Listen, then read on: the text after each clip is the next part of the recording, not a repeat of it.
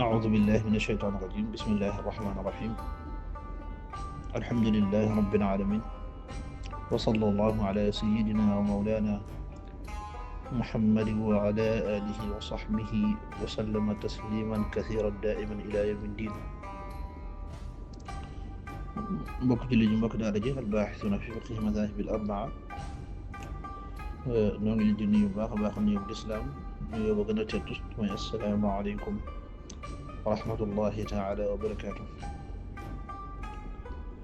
noo ngi leen di ziyaara bu baax a baax tey baalu xaq ñëpp tey baal xaq ñëpp di ñaan suñu borom subhaanahu wa taala boole ñu jéggal.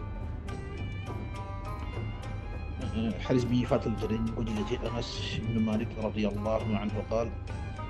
سمعت رسول الله صلى الله عليه وسلم يقول إن الله عز وجل قال إذا ابتليت عبدي بحبيبتيه فصبر عوضته منهما الجنة رواه البخاري.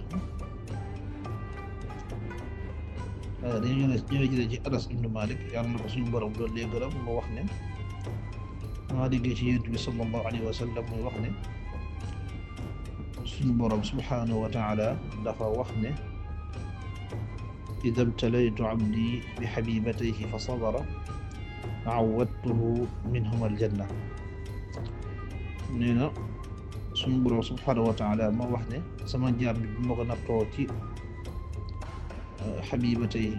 te xabibatayhi li mu ci jublu mooy ñaari bëtam yi nee na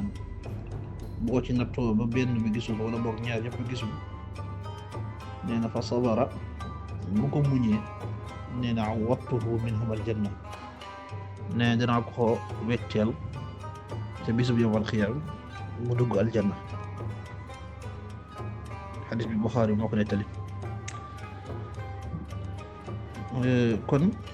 suñu borom subhaanahu wa taala li tax mu tuddee xabibatayhi li tax mu tuddee ko bët yi ñaari bët yi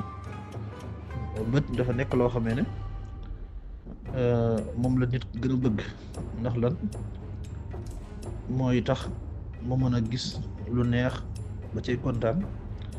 waaye tamit mooy tax mu mën a gis loo xam ne da ko naqari ba mën cee amee ak njàqare bi mel noonu. kon loolu suñu borom subhaanahu wa taala tuddee ko xabibatayhi te moom dafa bokk ci xéewal yi gën a rëy yi nga xamee ne suñu borom subhaanahu wa taala defal na ko jàbbi.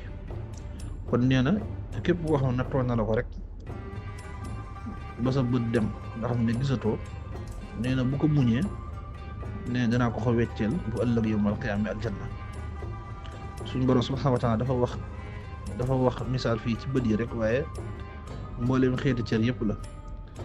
cër bu la ci suñu borom subhaanahu wa taala xañ te nga muñ ko